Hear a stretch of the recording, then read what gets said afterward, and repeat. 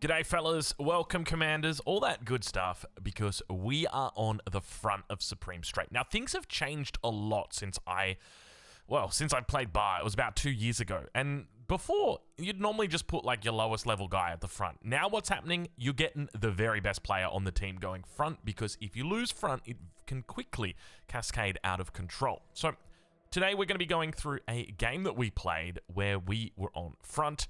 Things didn't go particularly well, so normally what you're going to be doing is looking for a boost. Normally this guy right here, Pond, he is going to be providing some titles. We didn't unfortunately get that, but the good news is our team did realize and very quickly started sharing wins. And the reason why this is done is because we want to try and gain control of the metal that's in the middle. So it's pretty straightforward and simple, but this build order that we've got in particular is a cool one. I'm a big fan of this. This was picked up by, I think it was Usurper, who is like an OS 40 player, OS 50 player. He's good, really good. So we open up with, we're playing as core, we open up with a single grunt to push the enemy back. We then go into 2 Lazarus. They're going to eat all of the energy that they can. One of them can potentially move up and grab some of the rocks, because you get energy from the rocks as well. And then we're just going to make a whole bunch of grunts. So about 12 grunts, somewhere in that region. Then from there, we're going to go into 3 of the storms, or the rocket bots. And then we're going to go into 4 construction bots, and then we'll go into 1 million rocket bots. And that's essentially it. And the whole goal here is that we're just looking to gain control of this reclaim field. So you can see we're already up here. We're bringing up our 2nd Lazarus. We're also going to get a 3rd Lazarus in, just so that we can try and secure it as much as we can. And the idea is that we're going to reclaim that and then turn that into even more units. So that's the goal. You can see we're up against, this is the enemy's best player. So this is OS 36. So this is a relatively even battle here. So I feel like, you know, despite the lobby, it's obviously not as high as you'd like it. This is still a pretty good battle with the two team leaders are going to be fighting it out. Now, keep in mind, I'm also kind of new to the middle, or at least new to the front, I should say. I've played front before, but when it comes to Supreme Straight, normally I'm playing like tech or eco spots, so I'm still getting there. And I've studied quite a lot of high OS guys and the way that they play front, so hopefully I can, oh, sorry for bumping the mic right there, hopefully I can translate over what I've learned to you guys and help out. So now that we've got these constructors coming out, this is where it gets a little bit more intensive, because we need to use our APM. So our constructors are going to be building these 2 mexes at the back. We're also going to be building a con turret, and then we're going to be moving our commander forward and looking to pick up all of these mexes. And you can see just how much metal we've got at the moment. This is absolutely ridiculous, and that's because we've just been sucking up all the metal in the middle. We actually overflow metal, I think, multiple times this game, just because we've got so much metal. You can see we still have 3 Lazarus out here just collecting metal, and that's absolutely amazing. We're the highest rated player on the team, so we're not going to donate it off. But quite often, if you've got a higher rated player, like, feel free to just send them a couple hundred metal, because they'll obviously find a good way to utilize it.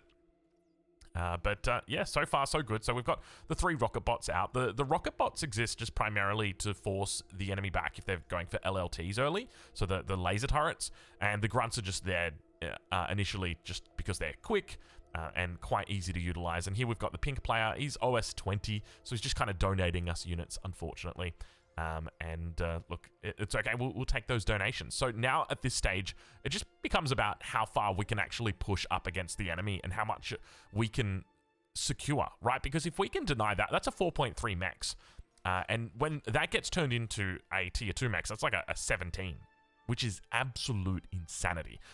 So the goal here is that if we can push up and deny that, that's plus 4-3 for us and minus 4-3 for them. So it is really, really nice. So we want to try and get on the other side of that metal. We want to try and put an LLT down at the very least with our commander in front of it, so it can't be degunned.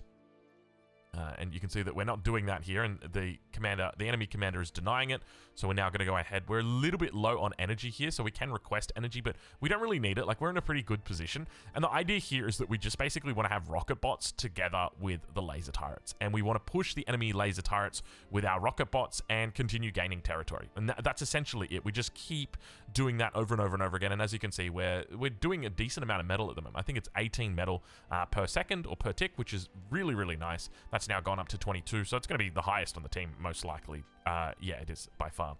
Actually, no, we do have Basij, our partner in crime up here at the front. He's also got a decent amount of metal.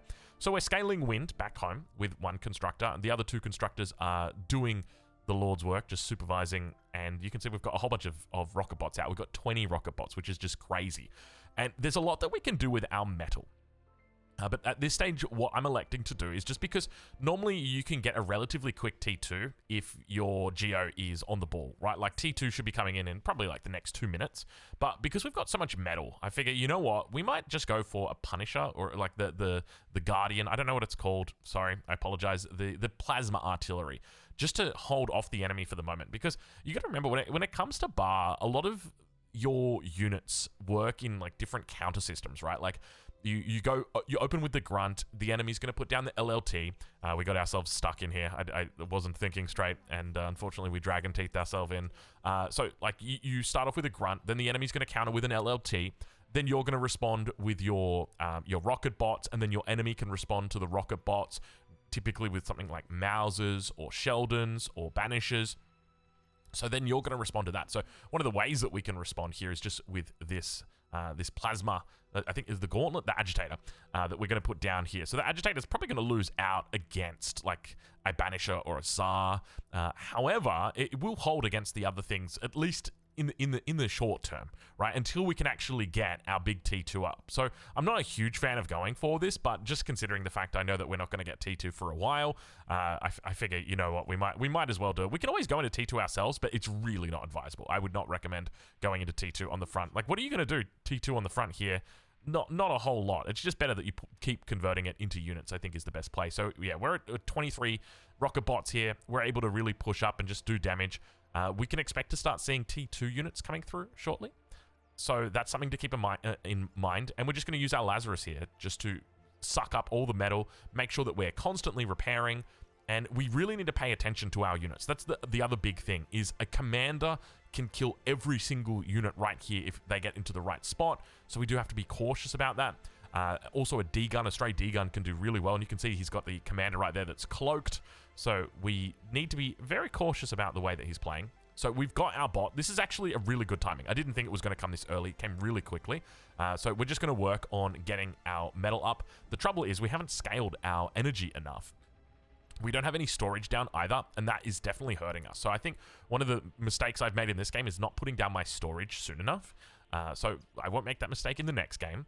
And I think the big thing is just making sure you've got enough light laser turrets, or like whatever these ones are called on the front. Really, really important just to be dealing with any potential spam that's going to be coming through. And you know, there's no reason that you just have to have 3 or 4 on the front. Like, you can just put a whole bunch in there, really cheap and very effective to get. And the last thing you want is your artillery firing at itself. That's a little hint for later. But here we're going to move the old man out. We've got all of our 3 mexes that are being upgraded. 2 of them already upgraded. 1 coming through. Agitator coming down here from Finbar. I think Finbar might be a bit new to Bar, in which case, welcome, Finbar. And here you can see that someone's written in, got his comm. So just to the south, the enemy commander, has died. And this is a big thing, right? Because if they don't have the commander, then it means that we're free from the risk of a D-gun. So there we can see that that's the commander. So there's no risk of a D-gun, no risk of a comm bomb. The biggest problem you're going to have is if the enemy commander goes stealth and there is a Sneaky Pete nearby, you're just going to be stuck with your...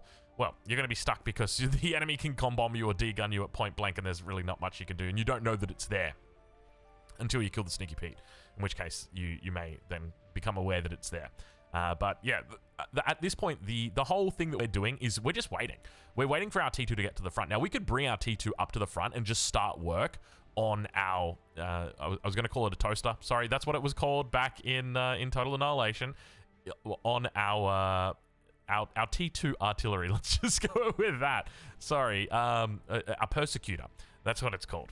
Apologies. As I mentioned in a previous video, it's funny how the TA names just, they seared into my brain, but the bar names take a little bit of a while to do it. But considering the position that we're in, I said, you know what? Like, we're not going to need the rattlesnake right here, right now. So we can definitely afford, like, as you can see, like, all we need is the build power, and we can get that rattlesnake in. We have got a huge amount of metal that's stored up here, and this isn't even reclaim metal. Like, we've just leveraged, and this is kind of like where the whole idea, the strategy comes in for this. We've gone with the boost from the front, or the boost from Pond, And that's allowed us to get units out really quickly. Because we got units out really quickly, we were able to secure the metal. Because we secured the metal, we got a significantly larger army than the opponent and could push them off the metal extractors. Because we pushed them off the metal extractors, we're able to take their metal and turn it into ours. So the effective difference is like almost 9 metal per second. And then that's going to continue over the course of a minute. You're talking about more than 500 metal that's coming through. And then once you turn that into advanced metal extractors, it is a massive difference. And that just continues to compound throughout the game. And that's the whole idea. So now we could talk a little bit about like the play style that you typically see in middle. At least from the perspective of front, and what I think is the most effective playstyle. So we were talking earlier about how there's sort of like these different tiers, right? Like you have the grunt, and then that gets countered by the light laser turret, and then the laser turret gets countered by the rocket bot. The rocket bot's going to get countered by, let's say, the Mauser. The Mauser's going to get countered by the sniper, and the sniper is going to get countered by the rattlesnake. So the rattlesnake, that's where we go to from here. So how does the rattlesnake get countered? You can get countered with like a big push. You can do a big push with lots of units. That's a great way to beat it. You just overwhelm it. One of the other ways that you could do it is to have an EMP. So I'm a big fan of going into that.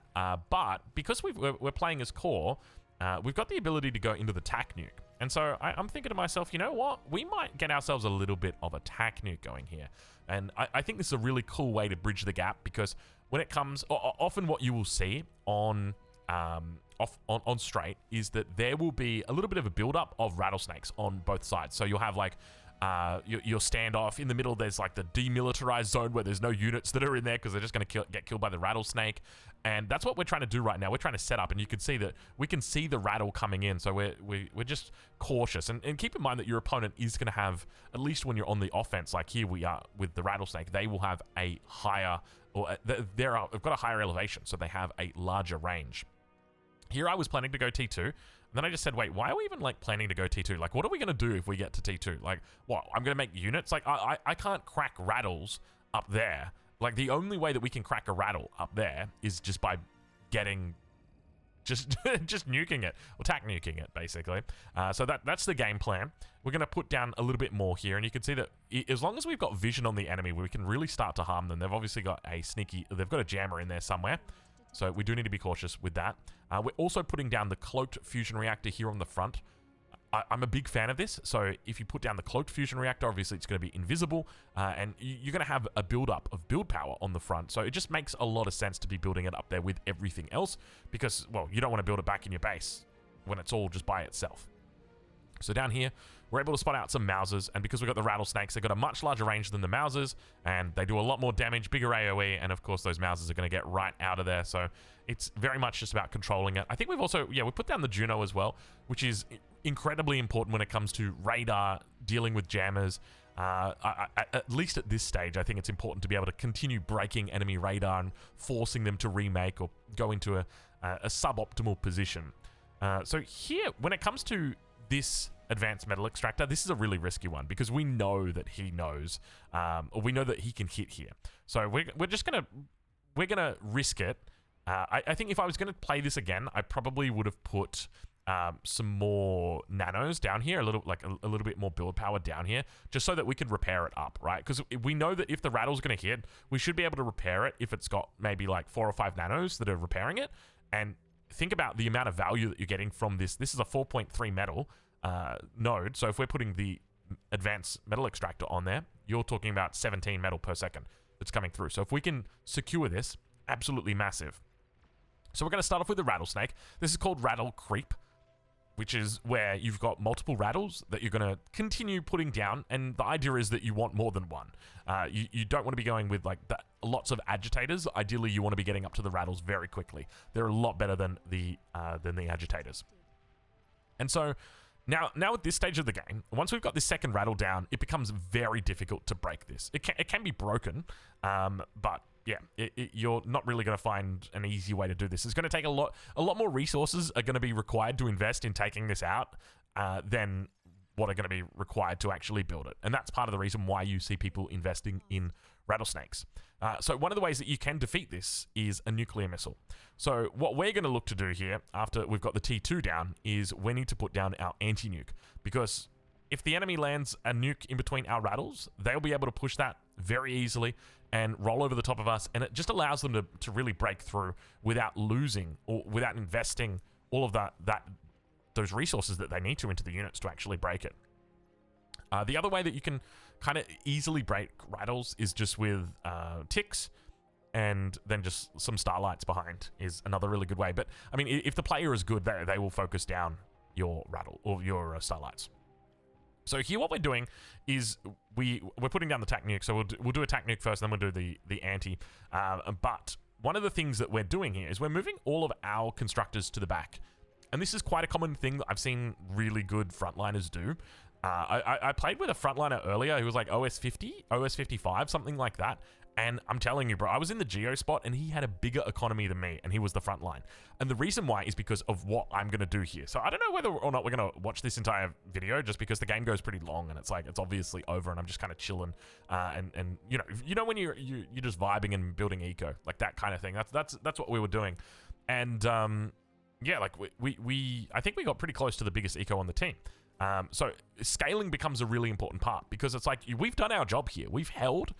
That's the key thing, right? Like, we have identified, okay, we built the defenses that are required to hold the front. It could technically be broken. We want to do everything that we can to potentially mitigate that happening. So here you can see we've got a little bit of a problem coming through, that the enemy is starting to get spam in. And normally if there's spam coming in, that's a good sign that there's probably going to be a push that's incoming. Because normally, like, if you're just spamming in units like this, there's really no point unless you're getting LOS. So he is getting LOS. He doesn't need to spam to do it, though. But he's getting LOS onto the rattle here. So he'll be able to take out the rattle. He'll be able to take out the mine, or the Moho mine. Sorry, that's TA. The advanced metal extractor. So when you're taking out rattles with the tac nuke, I think you want to wait for 2. Unless it's open. As far as I'm aware, if it's open, you should be able to hit it on the head and it will go down. But I may be incorrect with that one, so just keep that in mind. I'm still working it out here, because everything's different from TA. And as I said, it's seared into my brain, Total Annihilation. But bar, even though I played it, I played it for a fair bit. What chev am I? I'm at 4 chevs. I think, yeah, that's 4 chevs. So I don't know how many hours that is. I would suspect I've probably played at least 1,000 hours though of bar. Keep in mind, I've had multiple accounts, so it's spread across different accounts. Okay, tac nuke number 1. We're gonna hit him on the head. We know that there's some snipers up here as well, so we're just gonna look to try and clear that out. We're only just gonna use the one. We're assuming that he's open. I don't actually know whether or not that clears it, so we'll have to wait and see. I've seen people wait for 2 tac nukes before doing it, so that could be something. And yeah, I don't think that actually kills the rattle, because you can see that red line is still there. So that is definitely, yeah, there's the rattle firing down. So we haven't actually killed it. And yeah, so normally people wait for multiple tac nukes and then they hit at the same time, and then that way you can't repair it back up, because that's the most common thing that happens. You get hit with a tac nuke and you just repair straight away. So here we're going to put down another rattle, because we've actually lost, have we lost both of them? I think we lost both of our rattles, which is kind of wild.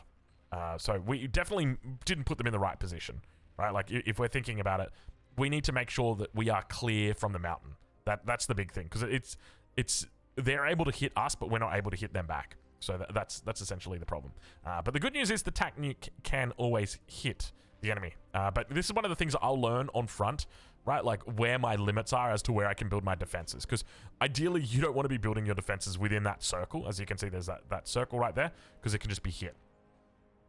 So now we finally get the anti-nuke coming down. We brought it in a little bit closer so more nanos can hit it. We're also going to reclaim this bot lab, just because there's the risk that we might potentially lose front here. There's a fair bit of air. The enemy's lost 2 players at this point. We're just going to attack nuke his base. The rattle, you can see it's still going from the top of the mountain, by the way. So we didn't actually clear it. We didn't hit it. I think we hit it twice, but he's probably just repaired it. And there's another rattle on the front that he's got. Never going to fire as far, though, so not as scary. But the diplomats or the ambassadors will be able to deal with it pretty easily, pretty effectively. So we're starting to build up a pretty decent amount of metal at this stage. And we've sent those cons to the back. As you can see, we've sent those cons to the back, and they've done a great job. So now what we're going to do, we're going to scale. So the idea is that we want to hit around 150 metal per second.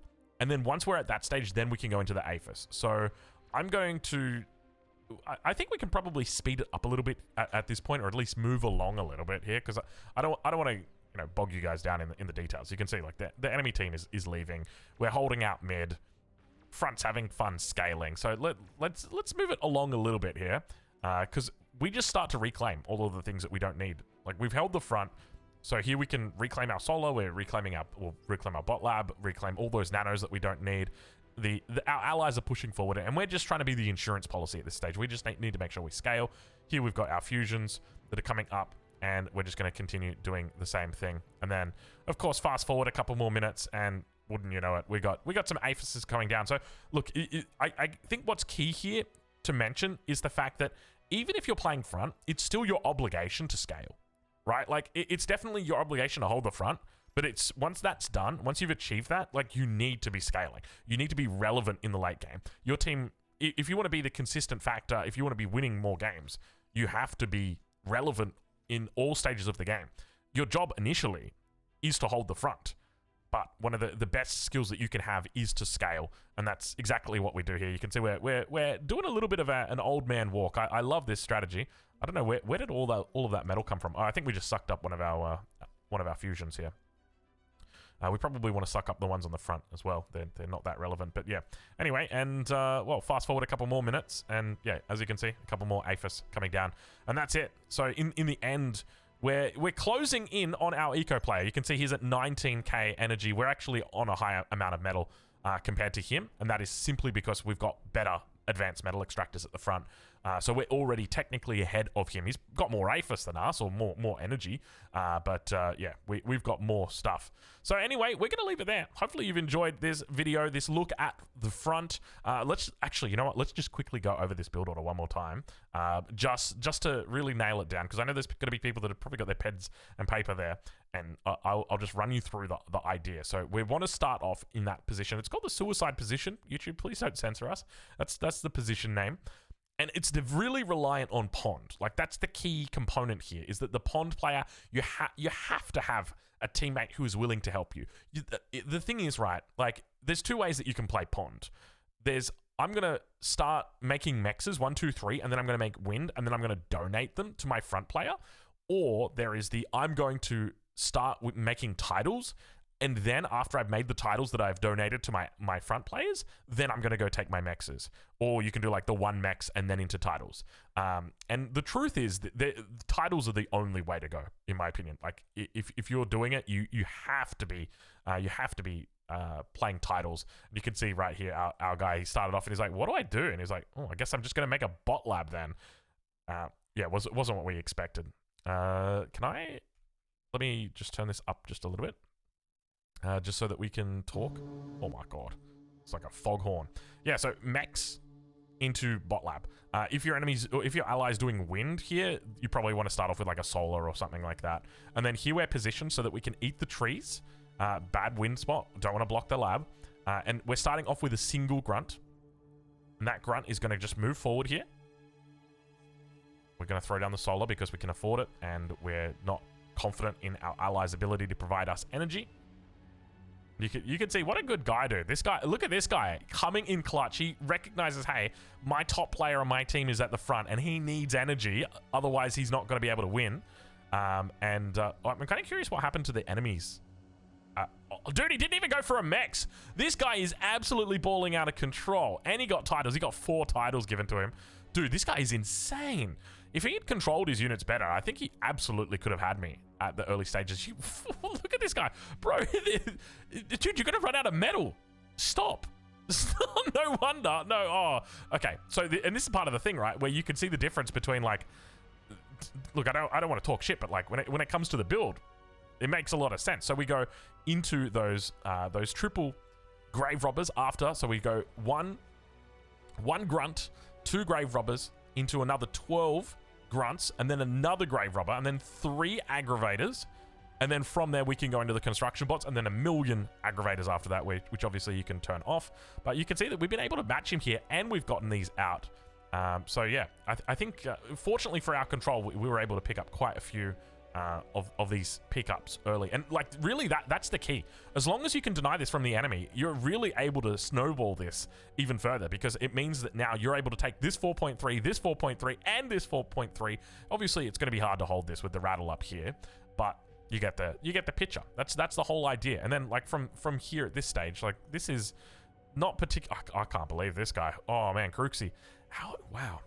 I will say right now, it is impressive that you've got to OS 36 if this is what you're doing. And I wonder how many people this actually beats, because like he would have had really good control out here. But the thing was, we just had a lot more thoughtfulness in what our plans were, what our build was. Here you can see we're a little bit AFK. We're just going to give away a free AK here, a free grunt as they're called. But yeah, that's essentially it. That's the build order. So hopefully you've enjoyed the video, and we will leave it there. Thank you very much for watching, and we'll catch you in the next one.